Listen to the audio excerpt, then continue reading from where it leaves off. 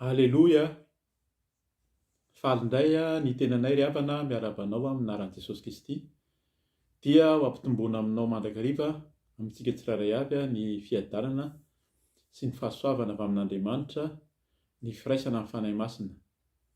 Alohan'ny ivavahantsika hitondrantsika ny fampaherezana ny tenin'Andriamanitra izay natoron'ny fanahy masina rahateo ho zaraina amin'izao fotoana izao dia omeko antsika sady ny lohateny izay ambaran'ny Tompo izany dia samy hiara hivavaka tsika hametraka izany amin'ny anaran'i Jesosy.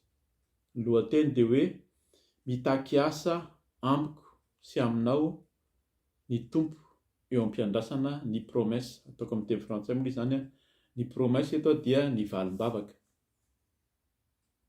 Mety misy dikany maro manko izy, hoe nanome fampanantenana ve ny Tompo, nanome teny, nanome nofy, nampafantatra anao na nisy fikasana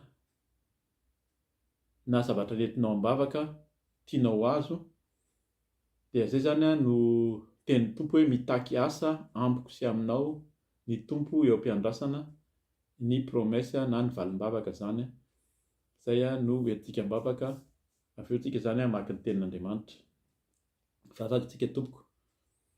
Eny ry Andriamanitra ray, i Jesosy Kristy Tompo fanahy masina, mivavaka aminao zay miantso ny anaranao satria ianao ilay Andriamanitra avo indrindra, ilay Andriamanitra mahery, Andriamanitra be voninahitra, ianao ilay Andriamanitra tsy niova hatramin'ny taloha ankehitriny ary mandrakizay, ianao ilay Andriamanitra tompon'ny fahefana rehetra hatrany an-danitra ka hatraty an-tany, ianao mahay ny zavatra rehetra, ianao mahefa ny zavatra rehetra, ary ianao ilay Andriamanitra mihaino vavaka, mamaly vavaka, ka dia ianao no antsoinay, ianao no ivavahanay, ianao ilay Andriamanitra Abrahama, Isaka sy Jakoba, ianao ilay Andriamanitra Israely, ianao ilay Andriamanitra Davida, Andriamanitra Josoa, Andriamanitra ny ireo mpianatra, indrindra Andriamanitra naniraka ny zanakao lahy tokana Jesosy Kristy ho mpamonjy sy mpanafaka, nanolotra ny ainy, ny tena ny fanavotana, ny solo vonanay.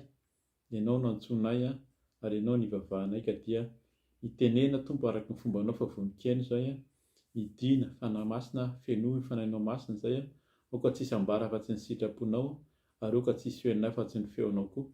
Dia mitenena Tompo amin'ny anaran'i Jesosy Kristy.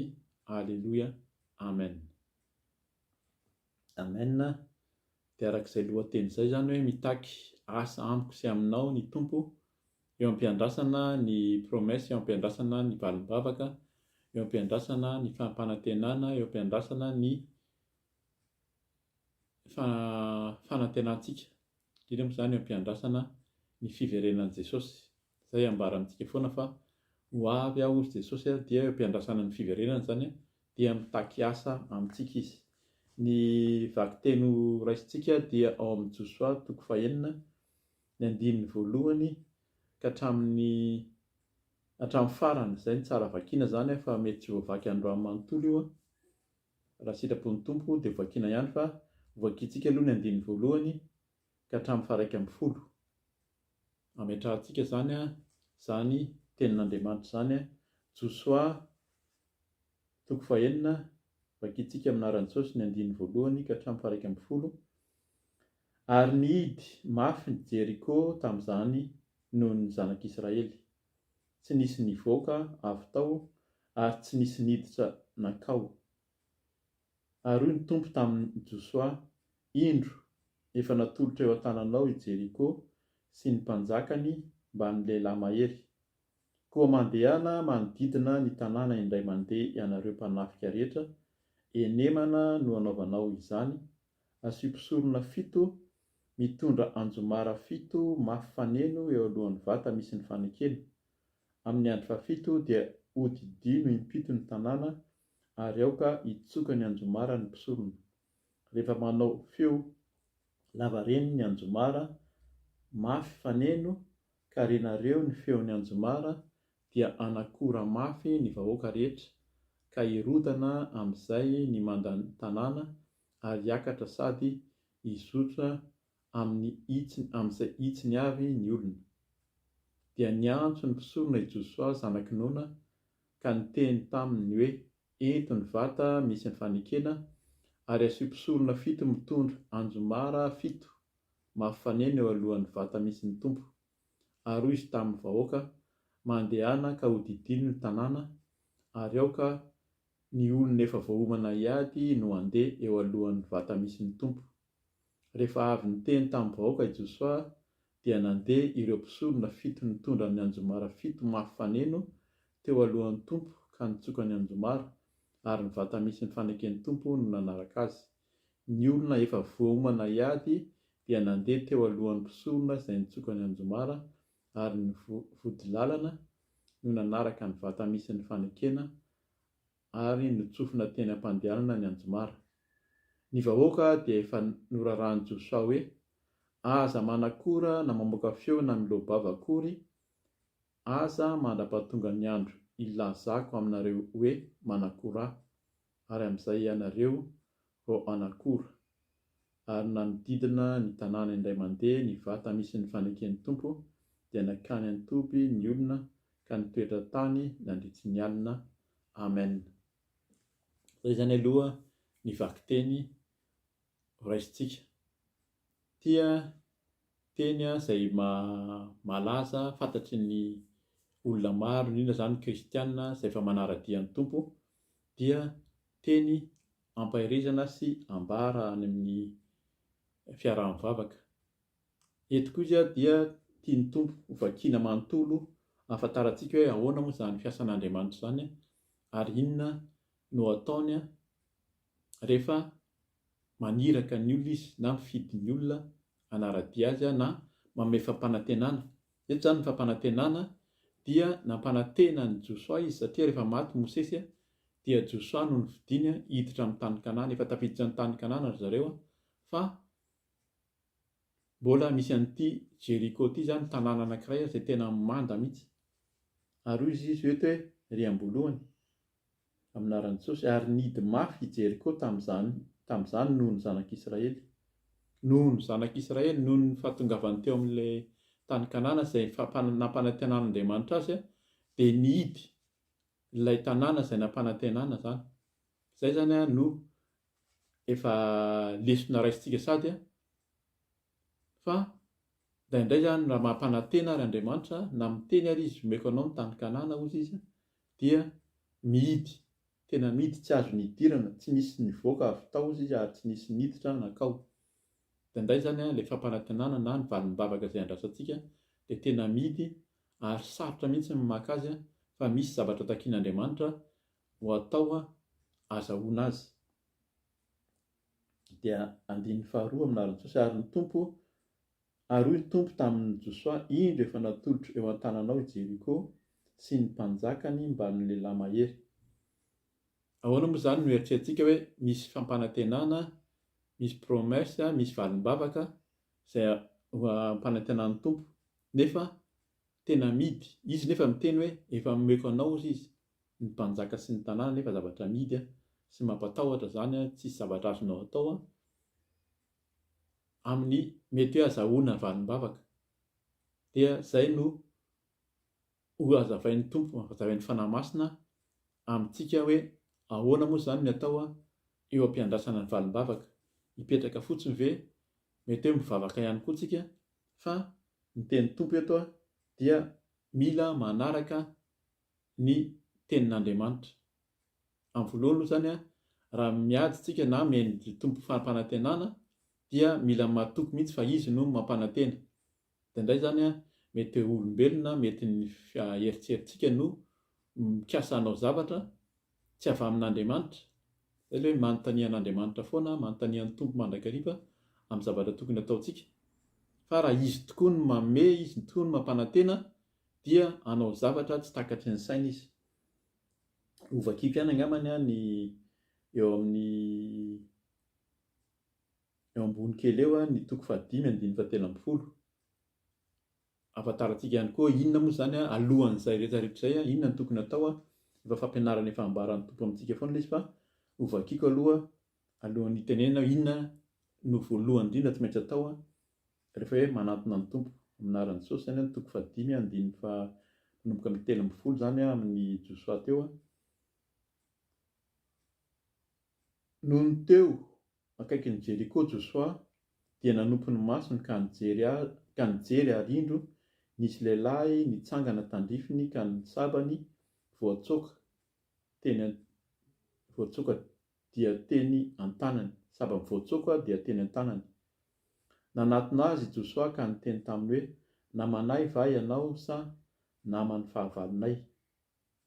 Dia hoy izy, tsia fa izao dia mpitarika ny miaramila ny tompo ka tonga aty ankehitriny. Dia niankohoka tamin'ny tany Josoa ka niteny taminy hoe, inona no lazainao amin'ny mpanomponao tompoko lahy? Dia hoy ilay mpitarika ny miaramila ny tompo tamin'ny Josoa, esory amin'ny tongotrao ny kapanao, fa masina io tany hijanonanao io. Dia nataon'i Josoa izany. Eto izany dia arak'ilay teny teo, nampanantena ny tompo, efa niantso antsika izy ho isany hoe kristianina. Raha maheno izao teny izao ianao, fampianarana efa nandray an'i Jesosy zany, efa vita batisa, dia efa niantso antsika tahaka ny zanak'Israely tahaka ny Josoa. Kanefa rehefa hiditra ny tany Kanana, misy tany fampanantenana men'ny tompo, toerana na projet, izay ilay hoe promesse izay ampanantenan'ny tompo, dia misy zavatra asehony amintsika. Eto izany dia ilay anjely mihitsy izay efa nanatsoaka ny sabany. Ilainao izany raha ny anjely ny tonga miteny amintsika, mampahafantatra antsika ny fanahy masina amin'ny alalan'ny nofy, amin'ny alalan'ny mpaminany, amin'ny alalan'ny fahitana, dia mbola misalasala tsika tahaka ny Josoa eto, tsisy mahadiso azy mihitsy. Ary izay ilay hoe manontania foana, raha tsy an'Andriamanitra io dia izy no manala azy. Dia hoy izy hoe, izaho hozy izy no miaramila ny tompo ka tonga aty ankehitriny. Ary rehefa fantatra fa avy amin'ny tompo dia niankohaka izy, manaja zany, manesy tena. Dia mbola nanontany izy, inona ary no lazainao amin'ny mpanomponao tompoko lahy? Izay ilay hoe manontania foana, izay ilay foana, tsy hoe foana tsisy heviny zany, fa manontany matetika, manontany, mamerina manontany alohan'ny manao zavatra. Dia hoy ilay mpitarika ny miaramila ny tompo tamin'ny Josoa, esory amin'ny tongotrao ny kapanao, fa masina io tany hijanonana io. Dia nataon'i Josoa izany.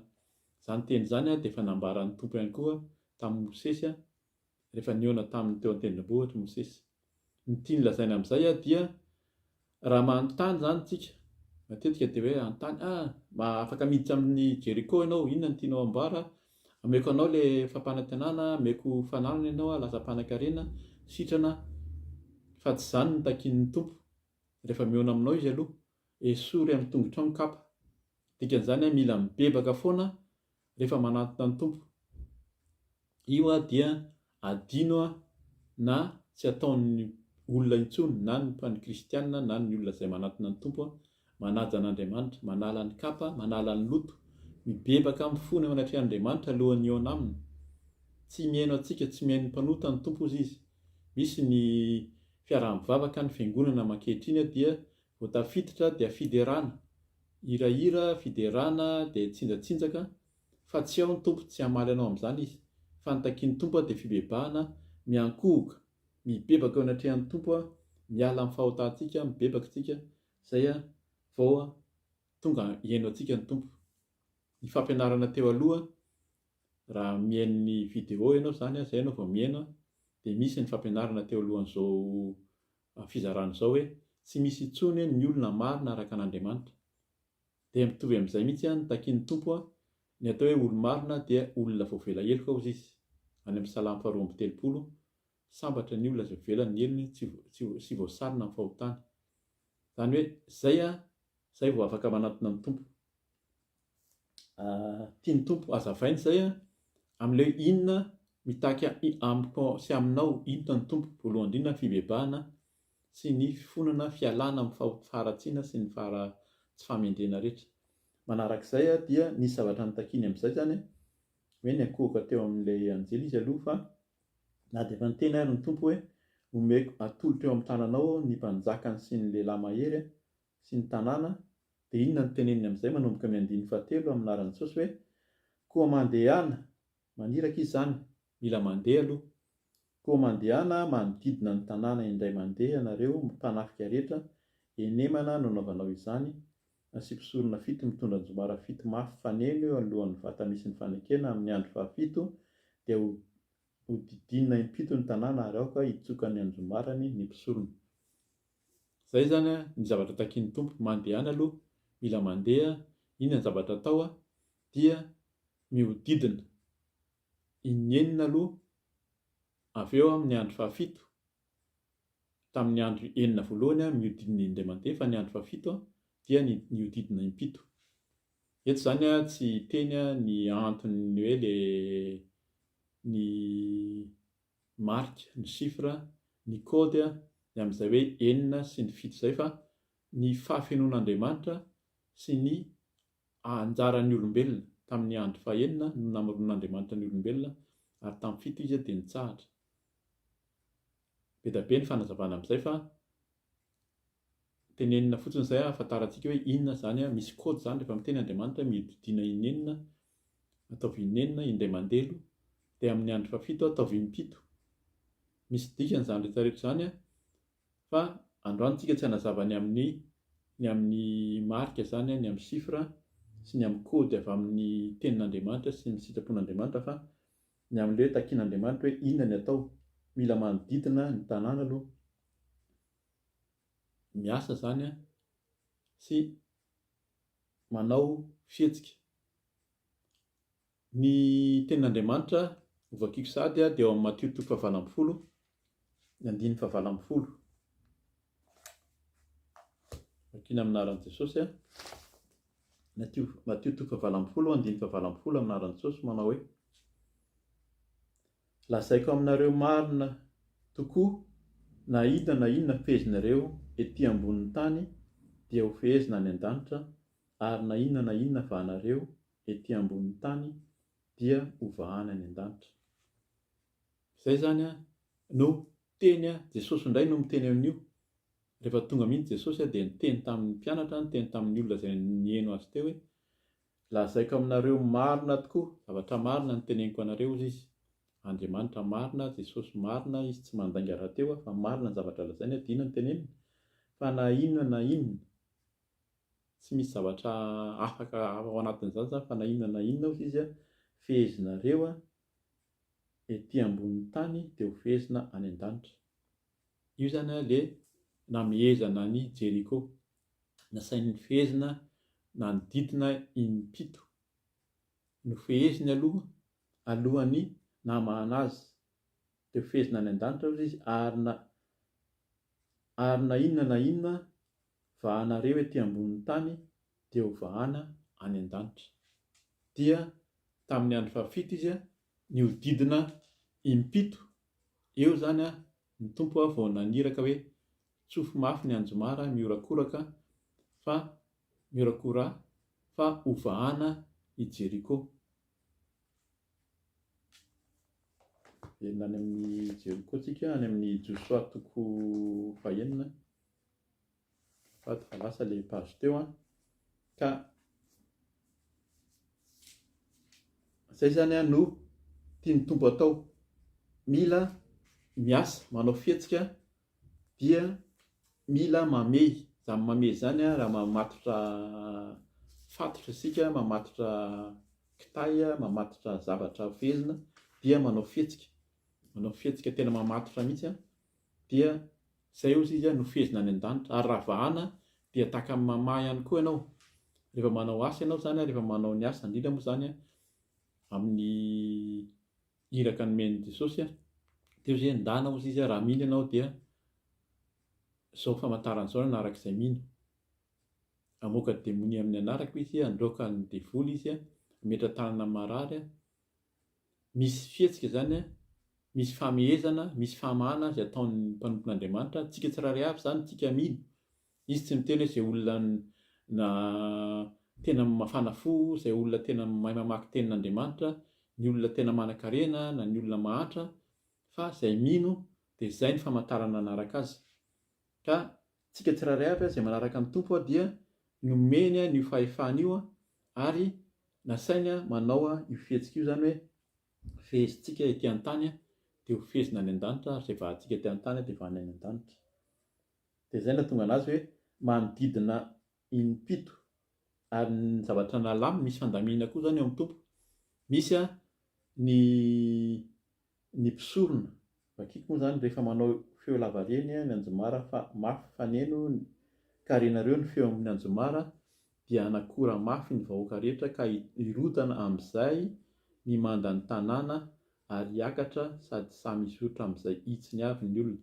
Eto mbola fampanantenana io, mbola tsy tanteraka ilay izy fa Andriamanitra fotsiny no niteny tamin'ny Josua hoe izao no ataoko, omeko anao ny mpanjaka dia izao no ataonareo fa irodana io manda io ary samy hizotra amin'ny hitsiny avy ny olona. Io zany amin'ny teny Hebreo moa zany misy dikany hafa mihitsy io fa mahagaga hoe raha misy manda tamboho ngeza be zany mirodana dia miteny ny tompo hoe samy mandroso amin'ny hitsiny avy ny olona. Fa matetika ianao raha hoe misy zavatra mirodana avo be sy mafy be zany tsy afaka manitsy eo amin'ny hitsinao anao fa tsy maintsy miakatra kely dia midina na aleonao maka an'izay tsy mitangorona loatra na hoe any amin'ny tsy dia misy korotam-bato loatra. Fa amin'ny tenin'ny tompo eto dia tsy hoe rodana araka ny fahafantarantsika azy ity fa amin'ny teny Hebreo moa zany izay nazavain'ny mpanompony koa zany misy mpanompon'Andriamanitra maro manazava zany fa rehefa nandrodana an'io Andriamanitra dia nisintominy, izany hoe misy zavatra misintona latsaka any ambanin'ny tany any. Raha ny tena izy zany dia ohatran'ny hoe nilatsaka any ambanin'ny tany any ilay manda dia lasa nahitsy ny tany, nandeha tamin'ny hitsiny avy. Izany hoe tsisy zavatra nikorotana teo fa samy nahitsy, tsisy zavatra hoe sao dia tafitohana ianao na sao dia maratra. Fa tena hoe mandeha amin'ny hitsiny Andriamanitra rehefa manao zavatra dia manao zavatra tsy takatry ny saintsika ary manamboatra izy sy mandamina ny lalantsika sady.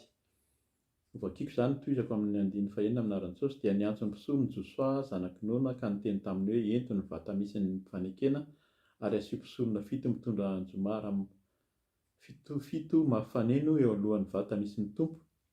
Ary eo izy tamin'ny vahoaka mandehana ka hodidiny ny tanàna ary eo ka ny olona efa voahomana hiady no handeha eo alohan'ny vata misy ny tompo. Eto zany dia mila tsara fantarina koa fa araka izay teny izay mitaky asa, mitaky zavatra atao zany tsy fandaminana ny tompo rehefa hanome zavatra ho antsika. Ka eto misy olona izay efa vonona hiasa hozy izy no mandeha aloha, vonona hiady azafady.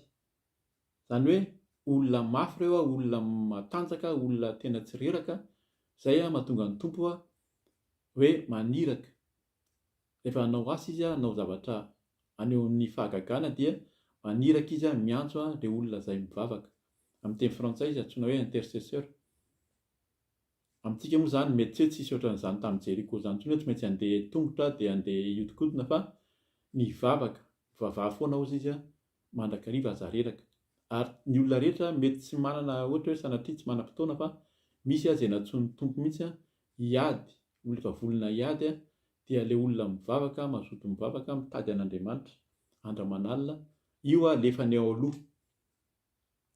Amin'ny asan'Andriamanitra zany rehefa sainy manao asa fanompoana dia misy foana ny fandaminana ary tsy maintsy misy ny vavaka, tolona-bavaka atao izay olona tena hoe mitady an'Andriamanitra. Tsika tsiraray avy zany mila mivavaka raha itsika no mitady miandry valim-bavaka dia ianao ihany zany, tsika tsiraray avy zahako ihany no mila mivavaka aloha, mandeha eo aloha, mivavaka, mitady an'Andriamanitra araka ny teniny hoe midiry ianao amin'ny efitranonao ao mangingina fa ny tompo ilay Andriamanitra izay mahita anao mangingina hamaly anao. Tiany ianao aloha hivavaka, tiany ianao hibebaka araka ny efa nitenenina teo zany alohan'ny zavatra rehetra dia mibebaka, mivavaka miaraka amin'ny tompo, mametraka ny fiainantsika amin'ny tompo fa izay izy vao hanao fahagagana. Amin'ny 9:5 amin'ny Jesosy ary rehefa avy niteny tamin'ny vahoaka Josua dia nandeha teo ireo mpisorona 7 mitondra amin'ny Anjomara 7 mafaneno teo alohan'ny tompo ka nitsoka ny Anjomara ary ny vata misy ny faneken'ny tompo no naraka azy. Ny olona efa voahomana hiady dia nandeha teo alohan'ny mpisorona izay nitsoka ny Anjomara ary ny vodilalana no nanaraka ny vata misy ny fanekena ary nitsofina teny am-pandehanana ny Anjomara. Ny vahoaka dia efa norarahan'i Josua hoe aza manakora na mamoaka feo na milobava akory aza mandra-pahatonga ny andro ilazako aminareo hoe manakora, amin'izay ianareo vao anakora. Eto zany dia tena mila fampitandremana antsika mihitsy mpanompon'Andriamanitra.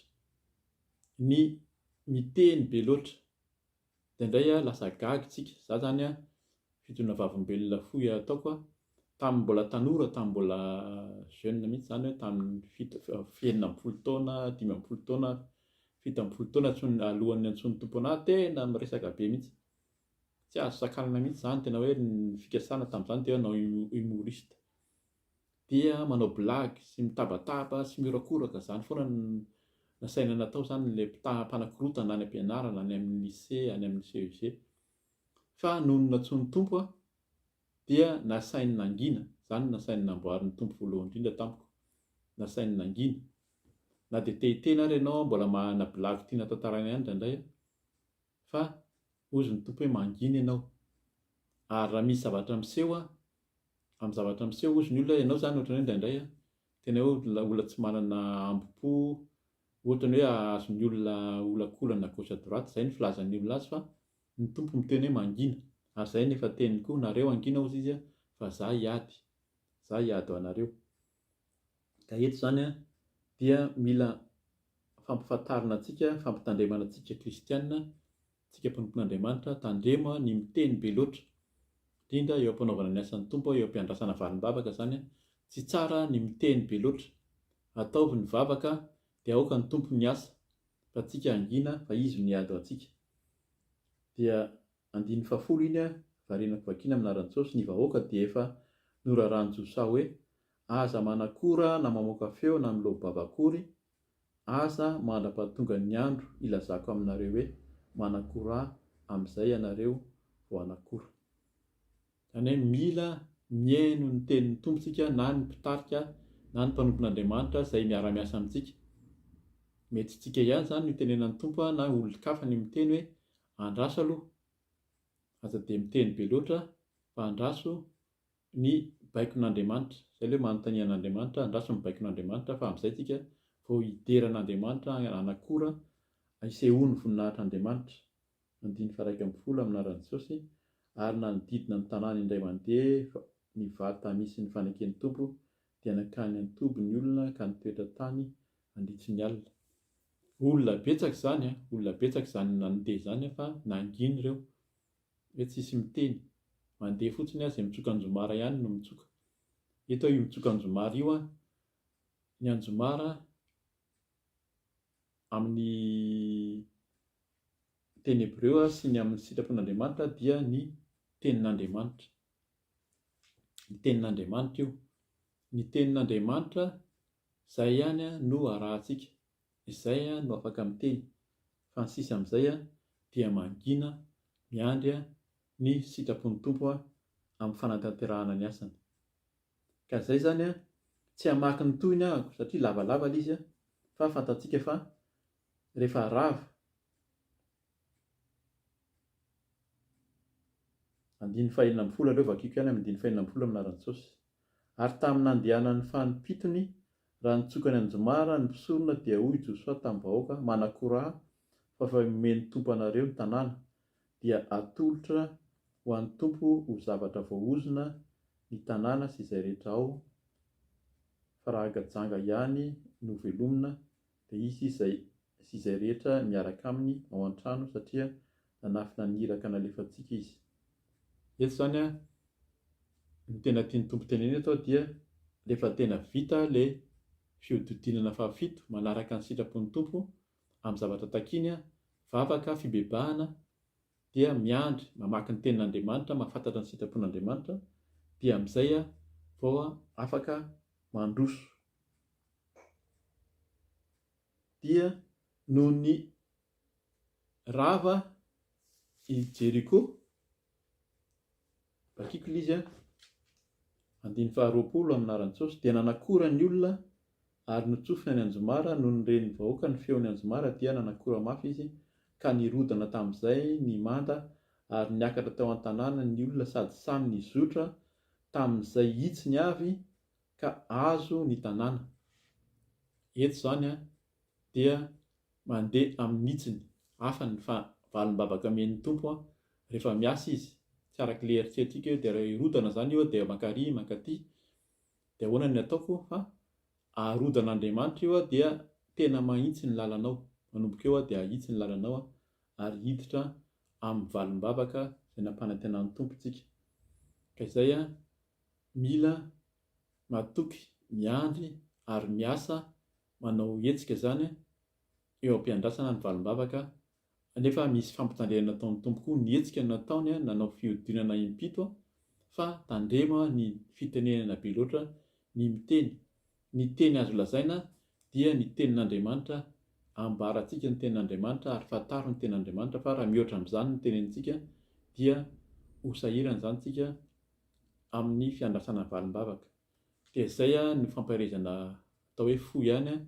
sady fanazavana ny amin'izay tenin'Andriamanitra izay ny amin'ny sitrapon'Andriamanitra hoe mitaky asa amiko sy aminao ny tompo eo am-piandrasana ny valim-bavaka eo am-piandrasana amin'ny teny frantsay hoe promesse ihany koa ka dia mahereza tompoko ny tompo ombantsika tsiraray avy ary ampahery antsika sady efa maly vavaka sady amin'izay napetrakantsika amin'ny tompo voninahitra amin'Andriamanitra irery ihany dia manao velomanao aminaran'i Jesosy raha mbola tsy tonga moa izy zany dia mbola miverina eto foana antsika hifampahery hifampizara. Alleluia, amen.